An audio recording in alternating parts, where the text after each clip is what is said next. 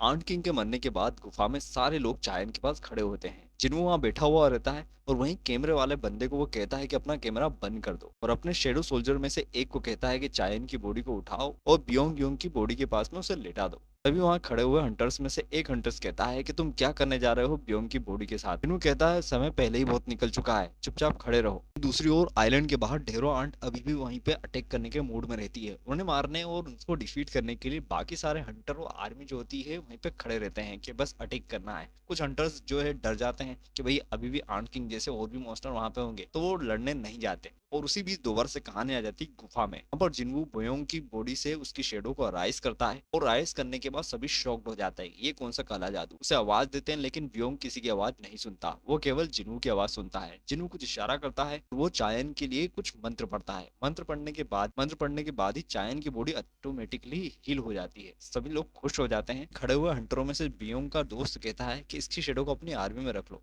ताकि जब भी हम इसी प्रकार की बैटल्स कभी भी करेंगे तो इसकी हीलिंग पावर काफी मददगार होगी हीलिंग करने के लिए।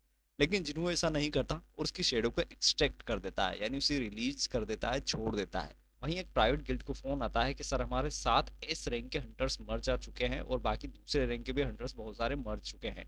तो क्या हमें बचे हुए हंटर्स के साथ में उन आंट्स के ऊपर जो अभी भी मंडरा रही है आइलैंड के बाहर, उस पर हमला करना चाहिए या नहीं करना चाहिए।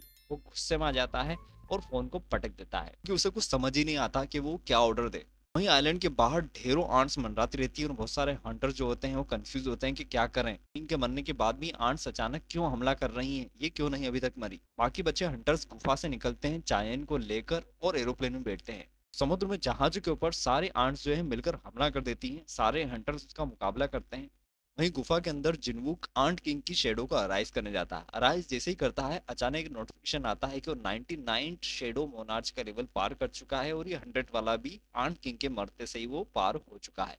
और जैसे ही शेडो अराइज करता है 100 लेवल पार होता है और वैसे ही एक अलग से काले घने अंधेरे में वो पहुंच जाता है। और तभी छोटी सी एक रोशनी होती है जिसमें से आंट किंग पैदा होता दिखाई देता है और फिर वो जिन्वू से कहता है कि मेरे किंग मेरे लिए क्या आदेश है। जिन्वू शॉक्ड हो जाता है कि भाई अभी तक जितनी भी शेडो है वो तो बात ही नहीं करती, ये अचानक ही कैसे बात कर रहा है। उसे कुछ समझ में नहीं आता लेकिन वो उससे कहता है कि मैंने कुछ देर पहले ही तुम्हें मारा है, क्या तुम मेरे लिए लॉयल रहोगे। आंट किंग कहता है कि मेरी बॉडी पहले ही से ही मर चुकी है और मेरी स्लेव किसी और स्लेव में जा चुकी है और मेरी जो शेडो है वो हमेशा के लिए ही आपके लिए इमोर्टल तक लॉयल रहेगी। और फिर आंट किंग कहता है मेरे किंग मुझे नाम दीजिए। और एक नोटिफिकेशन आता है जनरल रैंक नेम। जिन्हों कंफ्यूज होता था कि यार जनरल रैंक कौन सी होती है, कुछ हाई रैंक होती होगी शायद और भी ज्यादा, जितने भी रैंक में नाम दिया उससे कहीं ऊपर। और फिर वो उसका नाम रखता है बैरू।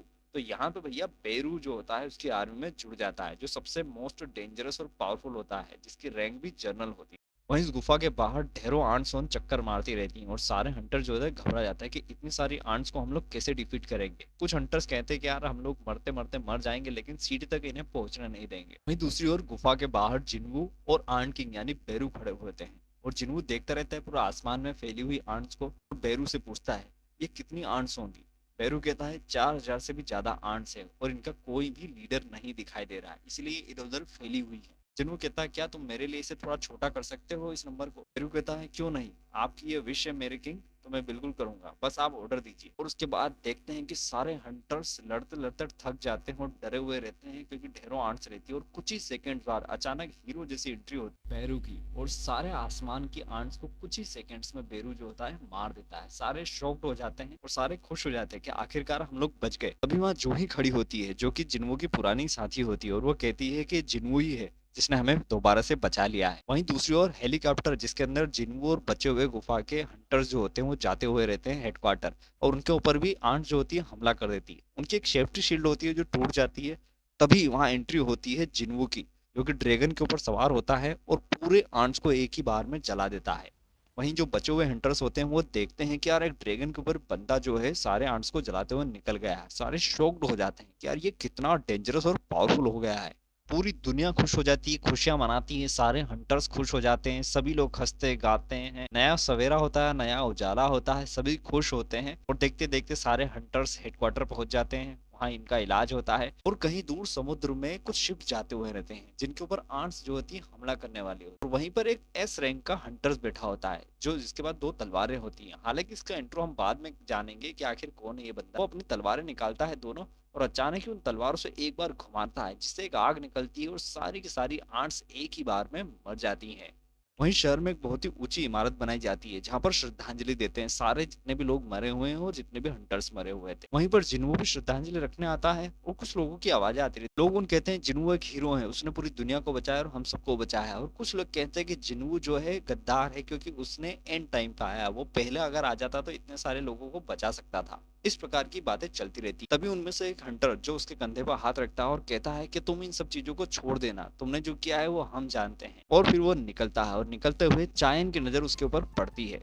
इसके बाद वो हंटर्स एसोसिएशन में बैठा हुआ दिखाई देता है जहाँ प्रेसिडेंट उससे कहते हैं कि ना चाहकर भी तुमने गिल्ड जो है ज्वाइन कर ली, लेकिन वो मना कर देता है। तभी प्रेसिडेंट कहता है कि तुम्हें कुछ तो करना पड़ेगा, किसी न किसी गिल्ड को तो ज्वाइन करना होगा। कि इस प्रकार के अगर मॉन्स्टर और भी आएंगे तो उन्हें तुम ही हरा सकते हो, बाकी सब हरा नहीं पाएंगे। तभी जुनू कहता है कि मैं किसी भी गिल्ड्स के अंदर काम नहीं करूंगा, मेरी खुद की मैं गिल्ड बनाऊंगा। यहाँ कुछ जो आर्मी के बचे हुए लोग रहते हैं वो लोग गुफा में जाते हैं कि बचे हुए कुछ आंट्स वगैरह तो नहीं है उन्हें मारने के लिए और वहां से कुछ कलेक्शन करने के लिए। लेकिन वहां पे अचानक ही वो देखते हैं कि कुछ नया गेट खुलता है। उस गेट्स में एक अजीब सा बंदा निकलता है एकदम जंगली टाइप का। वो देखता है और एक चुटकी बजती है। चुटकी बजते से ही सारे के सारे आर्मी वाले बंदे होते हैं वो अचानक ही एक स्लीप यानी सो जाते हैं। फिर उसी में से एक और बंदा निकलता है और वो कहता है कि मैंने इन्हें सुला दिया है। और फिर वो बंदा कहता है कि अभी तो हम यहाँ से चलते हैं कि यहाँ पे एक बहुत ही पावरफुल बंदा है, कुछ ना कुछ एनर्जी यहाँ से फील हो रही है, हम बाद में आएंगे। इस प्रकार से दोनों के दोनों अपने अपने गेट्स में से जाके वहां से निकल जाते हैं। और एक और रहस्यमय बंदा जो कि उसी गुफा में खड़ा हुआ दिखाई देता है। वहीं शहर में ट्रैफिक लगा होता है, जिन्हों कार में जाता हुआ रहता है और अचानक ही देखते हैं कि एक गेट ओपन हो जाता है। सभी लोग वेट करते रहते हैं हंटर्स के। जिन्हों निकल के आता है और गेट्स में जाता रहता है और वहां पे कुछ अलग सी डीमंस देखने को मिलते हैं। जिन्हों फिर अपनी पूरी शेडो आर्मी को राइज करके बुलाता है। कुछ ही देर बाद देखते हैं कि सारे शेडोज जो होते हैं वो सारे उन डीमंस को मार देते हैं। वो सारे के सारे झुक के सलामी देते रहते हैं जिन्हों को। और जिन्हों की एक आंख में से जो होता है आग जलती रहती है, फायर भी होती रहती है। और यहीं पे सीजन 2 खत्म हो जाता है।